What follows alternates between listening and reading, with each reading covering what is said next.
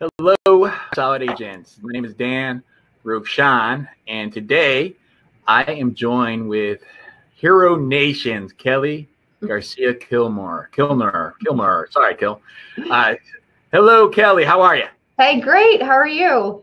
I am fantastic. Thank you very much. So, Kelly, I'm really excited to be speaking with you. And you are in Tulsa, Oklahoma. You are a realtor. You're a mom. You're a motivator and a coach with Hero Nation, and Yes. You're an award-winning agent in the Oklahoma real estate market. Is that all correct? That's all correct. Just some of the many things that I do. All right. Cool. Very cool. Very cool. So today, Kelly, we're going to be talking about, manage your time as a real estate agent. So if you're a real estate agent and if you've ever been in a place that you've been challenged with how to manage your time, or your time's got sucked away from you, then you should be watching this, because Kelly's going to walk us through how to really manage our time, how to time block, schedule, how to be more effective with the way that we use our time. Right. But Kelly, so tell us a little bit about yourself. So tell us how long you've been in real estate sales, and how'd you get started, and love to hear about that. Yeah, so how I got started, and again, just thank you for having me here today. My pleasure. I really appreciate it. But how I got started was just looking at things a little differently. So I was a school teacher, and my husband and I took a look at, we were renting a property. It was a duplex property. And we're like, you know what? This landlord is banking. Like, he's got a couple of these things. We're figuring out what the rents are and everything. We're going, these doing all right. We need to be investors in real estate. So at the age of 22, I bought a duplex building. I lived in one side and we rented the other side out. And the other side covered our mortgage, which I thought was the most genius thing ever known. And it was just like, hey, all my friends have to make a payment or a rent payment or house payment, and I don't. So I thought, I've hacked the system. It grew into a lot of rental buildings. I did not have a real estate license. I was teaching school. I was managing all this real estate, doing quite a bit. And here and there, we'd sell something or, buying things, but we're using the services of other real estate agents when we needed it. But a lot of it we did on our own, just, by owner here to here. But after a few years and through the mortgage crisis, end of 2000s, it got a little weird, because all of a sudden the rentals were great, but there were a lot of foreclosures. We saw them everywhere, every block, every street. We put away some money and thought, we need to be investing in these as well, not just multifamily buildings, but just some single families while they're cheap.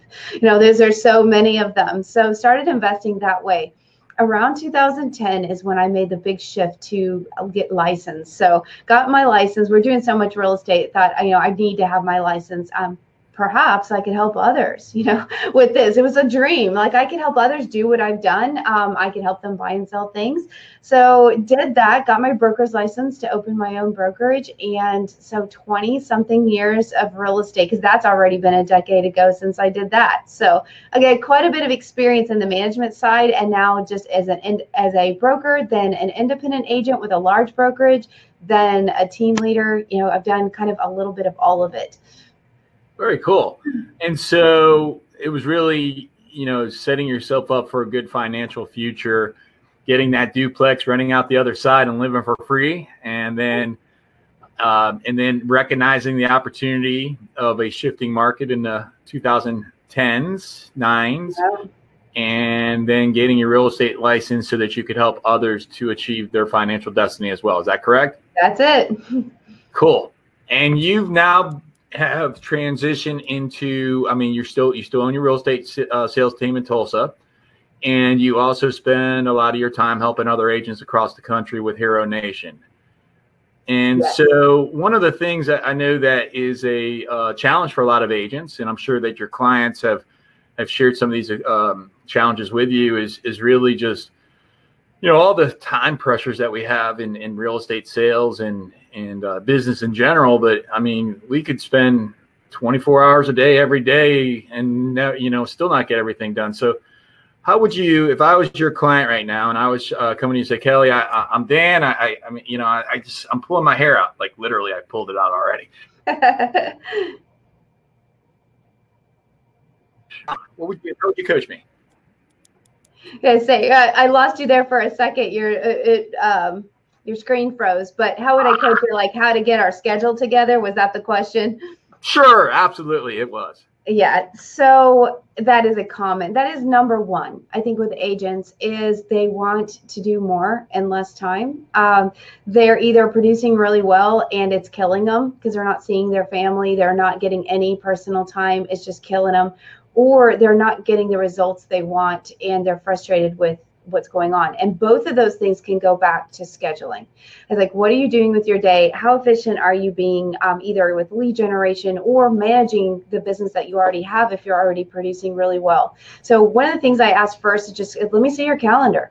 What's it look like? Show me what your normal week looks like. And I a lot of times get the answer there, what do you mean normal week? I'm in real estate. I never know what's going to happen. Somebody might show up today and want me to list their house. I might have a closing scheduled. I might not. I don't know. But that's really one of the big myths of what we do. And a lot of us came to real estate because of the freedom, right? It's like, I get the freedom. I can be my own boss. I can do what I want. But then they realize if you don't control some of these things, it can be disaster, for your career, and a lot will get out of the industry completely because they can't handle the freedom, or the freedom is so much you get addicted to the sale. You're doing really well and then you just quit and destroy other areas of your life, right? So one of the first things we'll do is look at the calendar that you have existing, if there is one at all. There's some that don't really have a set calendar. Look at it, see where your time priorities are, because I should be able to see what your priorities are based on your calendar. So if an agent, I'm looking at their calendar, they've got not a whole lot of time set for lead generation, or it's ineffective lead generation, or there's nothing really set there, then we have a place to start and go, hey, let's figure out what we need to be doing to make this work in the most efficient amount of time. So I actually have a worksheet. We'll go through a worksheet and pencil in, like, what would your ideal week look like? And this is what one of these worksheets look like. It's got all the numbers, the time blocks, and just kind of work it out. Like, what would this look like ideally if you were actually focused on your goals? And sometimes I get the answer like, well, I don't really have a whole lot of goals. I just know I want to sell this many homes this year or there. So we'll take that and back it down into daily activities. So it's another worksheet that I've got that's like, okay, well, let's say your goal is you're going to close 30 transactions by the end of the year. That's huge. It's like, we would do 10 a month. It's a whole bunch. Well, we're going to take that down to like, what does that equal in daily activities? That might be a crazy goal. So it's like, well, maybe our actual goal is that we're going to close 9 by the end of the year. Let's be realistic rather than just having this pie in the sky. So it's like, okay, we're going to do 9. Well, what does that look like in daily activities? So what does it look like on a weekly basis? What does it look like on a daily basis, activities we're going to do to get there? So even deeper is, what are these activities that get us there? So a lot of us are working under a mentor or a group or something that goes, okay, you're going to lead generate for 2 hours a day. And that can mean a lot of things. Some of us think right away to like cold calling as far as lead generation. Think, well, I'm going to call buy owners, or I'm going to call expireds, or I'm just going to make phone calls. And yes, that is a form of lead generation. Those are all great forms, but there's other forms too, like networking, farming neighborhoods, doing lots of other things. And if it's not actually set, like you're actually going to do that in your calendar, then it kind of doesn't happen. It's like, we all know exactly what we should be doing, or we know what we could be doing, but we don't know what we must be doing on a day-to-day basis based on what works for us, our personality style, and our actual results. So last week I had a client was like, here's where I get business. She's like, oh, I do these events and I know a bunch of people, I have past clients, but then I also use social media. So great. So go ahead to this whole year and if you don't already have it tracked, let me know how many of your transactions this year came from each one of those sources. And she was shocked at the result, because social media was a distant third for her as far as her efforts, yet that's where most of her things had been coming in from. So she's like, oh my goodness. She goes, I thought that those events I was having were actually resulting in the most business, and they're not. And I was spending a ton of time to make them happen and a ton of money. So they weren't really profitable anyway, even the stuff I was getting from that. So we drilled this down to, what should we be doing on a social media calendar, and let's focus on it. So it's getting it drilled down to. You're looking for efficiencies then. So yes. Let me go back just a second. I want to learn more about that. Before I do so, you shared with me that there's a, the first step is really, hey, let's take a look at your calendar. How many would you suggest, like percentage wise, like have some sort of agenda or a clarity on that? No, I'd say probably 80%. Okay. Yeah.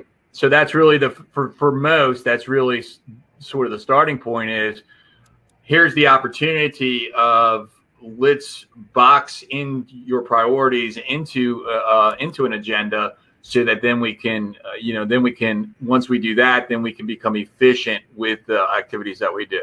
Yeah, exactly. Now, a lot of, I'm gonna say probably 100% of agents have a calendar. But what I see on that calendar is things like, personal events, pick up the kids at school, Yeah. little Johnny has karate, I have a doctor's appointment on Friday. Those are the types of things I'm seeing. I'm not seeing blocked like gym time, lead generation time. This is the block where I show homes, even when they don't have a buyer. It usually goes the other way around. They give their buyer or the control of that situation by saying, oh, when would you like to go look at homes? Buyer says, oh, I'm going to have Saturday or this time. So they've given, from the very beginning of the relationship, they gave the buyer the control of their schedule, rather than saying, here are the times that I show homes. Tuesday at 2, I also show Thursday evening, Friday evening. They don't have that set. So it's that in the very beginning, you can set some boundaries with your clients because you have it in your schedule. This is the time that I do production work. If you're both a buying and a listing agent, you do both, you can call that block production work. It doesn't have to be just, showing homes, but it's a block there where that's where you do the actual listing appointments and working with your buyers. Sure. So if I schedule my listing appointment, then I'm going to say, I'm going to do 1 listing appointment a week, 2, 3, however many listing appointments that I choose. And then my job at another scheduled time is basically to fill in the blanks. Right. And it's funny how the universe works that way, that you'll fill those times. So we'll set out 8 to 9 blocks for their production work throughout the week. They're 2-hour blocks. So an open house could be a block in there.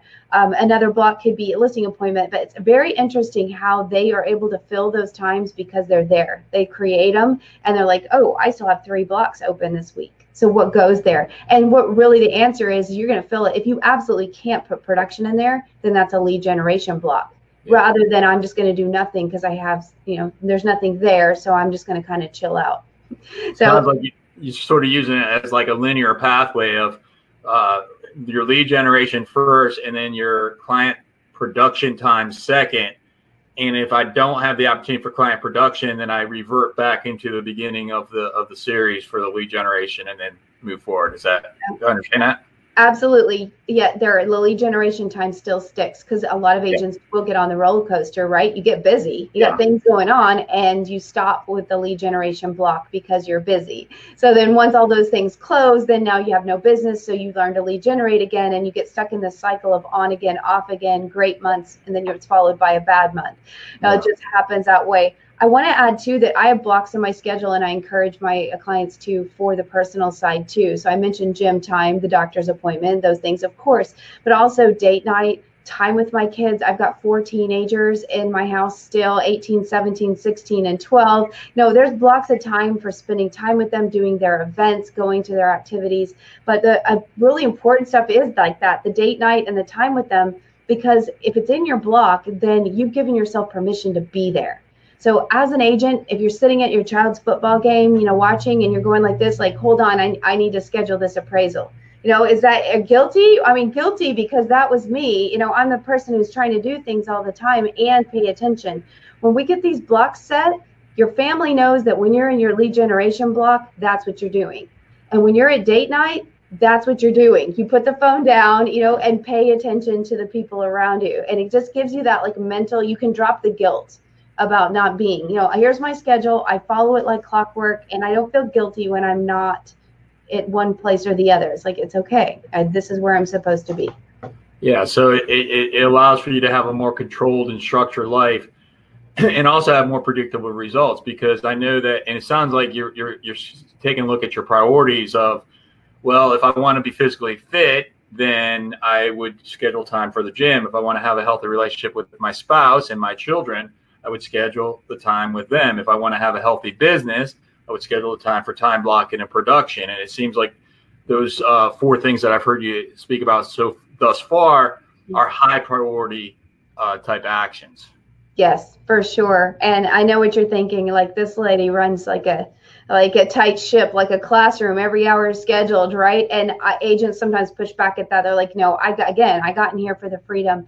I remind them that when I started doing this, it was a 5-day work week. I'm going to work Monday through Friday, and sometimes a 6-day too, because I'm going to show houses on the weekends and so on. I've narrowed it down to a 4-day work week that looks like this, and it's actually kind of a 3.5. By Thursdays at noon, I'm out of that tight blocking.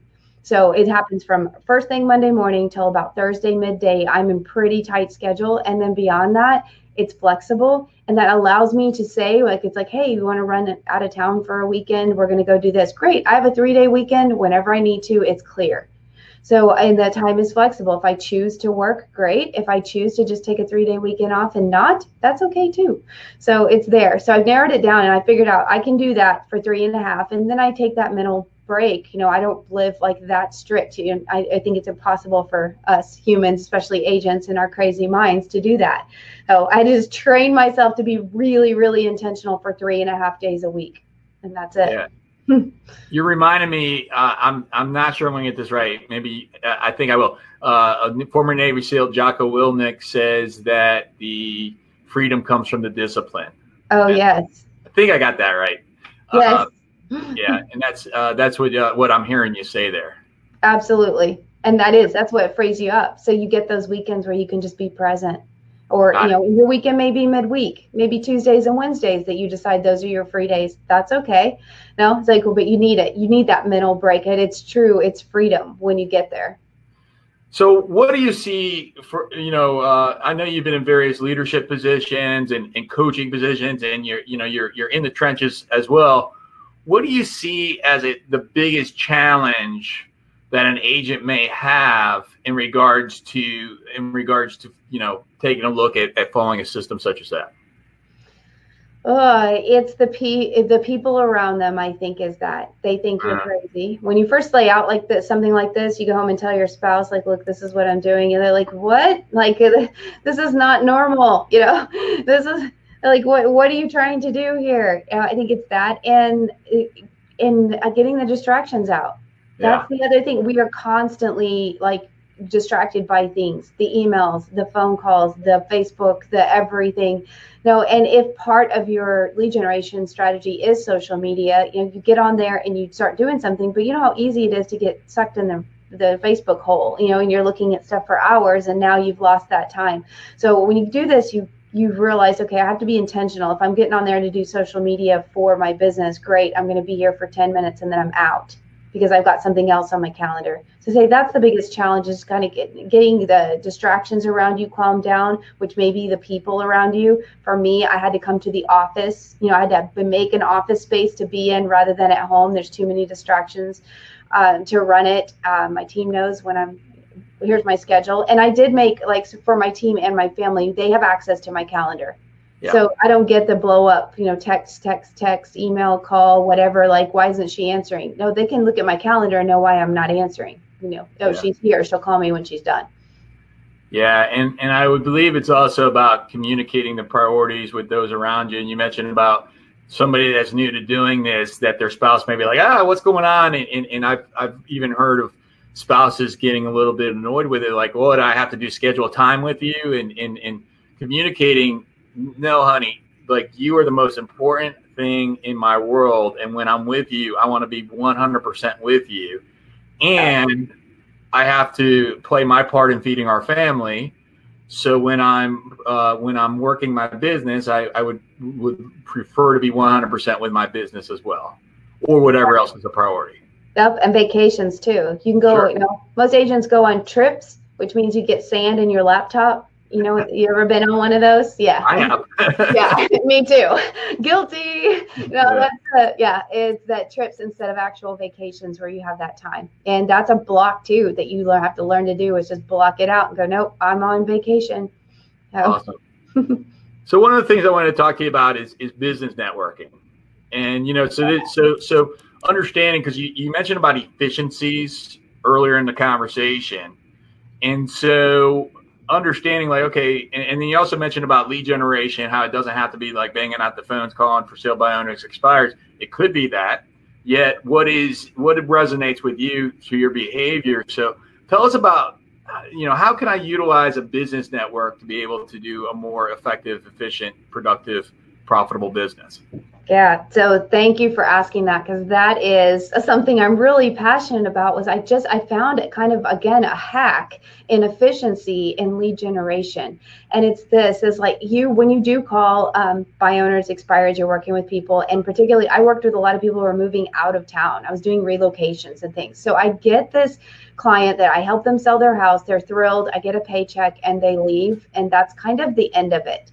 I worked hard to keep a database going for future referrals, but I realized that most things that I closed would send a referral maybe once over the next year, maybe once over the next 2 years. They had a good experience, they're going to send referrals, but it wasn't consistent and it wasn't a lot. So I'm looking at this going, how can we do this better? And I fell into it. I was invited to a networking group that was other business owners. And I watched this thing happen. It was amazing. So I get in the group with these business owners and I'm thinking, first, how can I help them? I want to help them. They're asking for referrals for all their different businesses, from insurance to lawn care to whatever. So I thought, hey, I work with a lot of people that need those kinds of services. So I'm going to do everything I can to help them build their businesses. And I did it for a little bit. Now, this doesn't have to be an organized, structured networking group. I know there's a lot of brands and franchises out that do it. I was a member of one of those, but this could be just a crew that you use. You're probably already giving money to a handful of contractors, an electrician, a plumber, a lawn care person, pest control. You're already sending them business anyway through the process of real estate. If you get intentional about it, you make that list and you send them with a referral, something magic happens is they feel friendly to you and a little bit obligated to you because you're sending them business. This is where you win, is you start teaching them how to refer you. So it's actually giving them some scripts and some information on how we work. So we let them know, hey, if someone else is listed with another agent, I can't call them. They usually don't know that. They think, oh, well, my friend's listed with an agent and they don't like their agent, so you should call them. Like, no, I can't. That's against our rules. But what's not against my rules is calling someone that has a by owner sign in their yard. So I know that you are out, Mr. Lawn Care Guy, mowing lawns all day long. Can you do me a favor? If you see a by owner sign, take a picture of it, take a picture of the address and send it to me. Or if it's actually your customer that you're mowing the lawn, could you ask, how they're doing on their home sale? And I actually gave them some scripts on that too. It's tight scripts. They're not having to learn all this big stuff, but just to ask, how long are you intending to be by owner? Or have you interviewed a couple of agents? I see that you're selling by owner. Have you interviewed a couple of agents too? And seeing what their answers are. And the answer is always, this is where I really had to train them. The answer is always, when you ask somebody like that, do you know an agent? Are you going to list with an agent or this, that? They always like, oh, yeah, I know. Definitely. I know my cousin's an agent. Oh, we have a neighborhood guy here, or the guy we used last time. They're going to say yes. Everybody knows a realtor, or everyone knows an agent. It's just like walking into Macy's and they say, can I help you? Your response is, no, thanks, I'm good. It just happens like that. They're like, oh, yeah, I know an agent. But deeper, I always ask them to ask another question, deeper than that, and throw in, oh, have you talked to a couple of agents about interviewing for the big job of selling your home? Just planting a seed that they probably should be talking to more than one agent, not just the one that is in the neighborhood. Yeah, it's like they should interview a few people and make a decision, like just kind of dropping that seed there. Or if the electrician is in and they're doing electrical repairs and they mention, we're doing this because we're going to be selling our house soon. Great, same thing. Oh, first question, do you know you have an agent ready to go? Have you signed with an agent? And they say, oh, no, but we know this guy, whatever.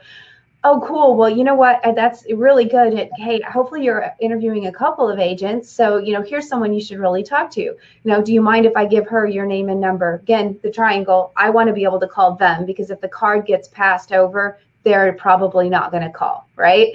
So I want them to collect that information, ask if it's okay if I call them. It opens the door wide open for me to call. And then I can say, hey, my friend Jeremy, he's actually an electrician. He was at your house today. How was your service?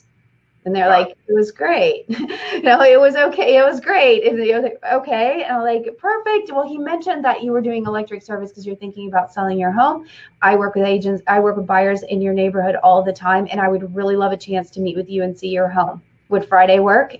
So it gives me a chance to let them know that I'm ready to sell their home. Whether they list with me or not, I am totally ready to take a look at this home and get it ready for my buyers.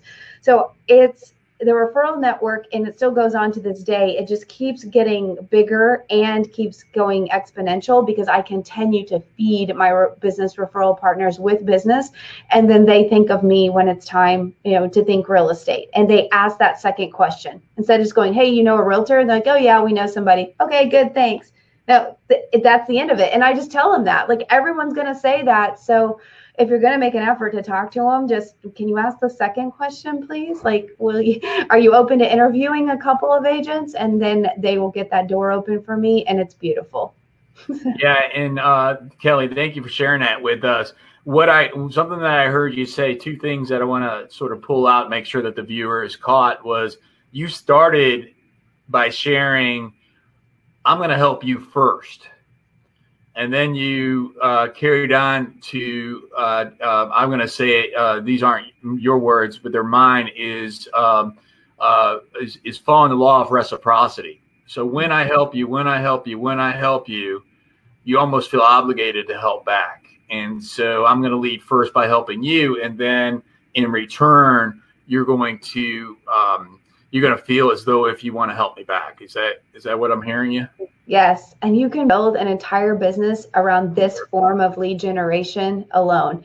And kind of the thing is, it needs to be in your schedule. So my time, I actually go to a networking meeting. It's an hour and a half on Wednesday mornings. It starts at 7 a.m. in our central time. That felt like the earliest time that anybody would ever meet. When I started going several years ago, I thought, oh my God, I'm going to die. Realtors don't work at this hour.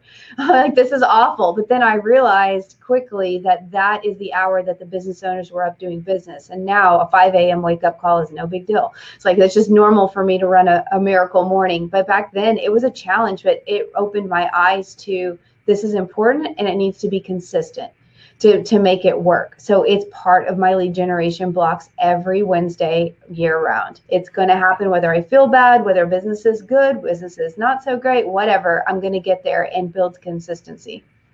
Kelly, we're running a little bit short on time, but I wanted to ask you a question just for a little bit of clarity's sake. Tell us, what is a miracle morning?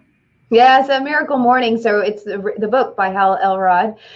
There's the miracle morning for real estate agents that Michael Mayer went in on that. And I listened to a podcast last week. He's like, that's why it's been so successful, because people normally read a book and they put it down. People like me read the book and talk about it for years.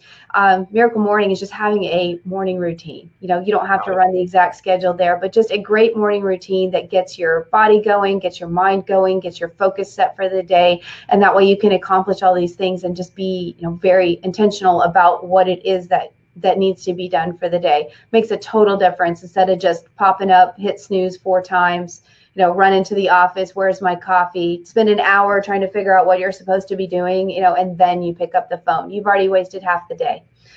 So be intentional, get that energy rocking and rolling. And then when I get to the office, I'm ready to do productive activities. Oh, yeah. Yeah. And it works. It does. And miracle mornings don't. Again, it doesn't have to be 7 days a week. If you can work it into 3 or 4, you're going to see really great results. Beautiful. Kelly, I know that you do coaching. So if is there a certain type, a certain category or history or of an agent that would be an ideal referral for you? Yeah, all agents, lenders, commission-based salespersons, those who have to, they eat what they kill, are a perfect client. And all around the real estate industry is great for me, because those are the people that I focus with. But no, new agents are great. Experience building teams. Most of my one-on-one clients are people who are leading or building teams, but I have some agents that are in their 1st and 2nd year as well. Also some new home construction, like sales consultants there, but because we don't just teach calendar, it goes a lot deeper. So yeah, a lot deeper. Just a little taste for them. Yeah. How can I get in touch with you? Find out more about your coaching.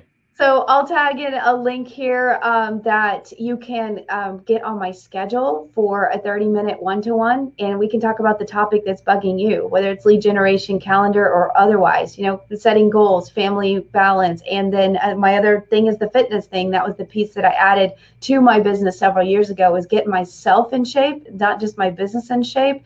And it made a huge difference in what I could do in a day. So health and fitness coaching too. Fantastic. Kelly, thank you so much. I appreciate you sharing your wisdom with us today. And thank you very much. And if I can ever help you, please let me know. Yes, thank you so much for having me on. So agents, get after it. Let's see your schedule. All right. Bye.